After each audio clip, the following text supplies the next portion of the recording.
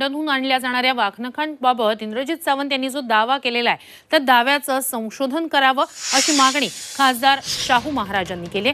सावंतांचा दावा चुकीचा आहे की नाही हे तपासावं। अफझल खानाचा वध करताना वापरण्यात आलेल्या वाघनखांबद्दल सांगणं कठीण आहे असंही शाहू महाराज म्हणाले। महत्त्वाची घडामोड म्हणावी लागेल। इंद्रजित सावंत यांनी दावा केलेला होता। अल्बर्ट म्युझियमनंच हे सांगितलेलं आहे की ती वाघनखं छत्रपती शिवाजी महाराजांचीच आहेत, याबद्दल कोणतीही ठोसपणे सांगता येणार नाही। आता हा इंद्रजित सावंत यांचा दावा आणि यावरून मोठा गदारोळ झालेला असतानाच शाहू महाराजांनी हा दावा तपासावा असं म्हटलेलं आहे। आपले इतिहासकार इंद्रजित सावंत सांगतात की ते शिवाजी महाराजांचे आहेत, छत्रपती शिवाजी महाराजांचे आहेत, याच्यात काही पुरावा नाही। आणि मग शेवटी आपण इतिहास संशोधक जे आहेत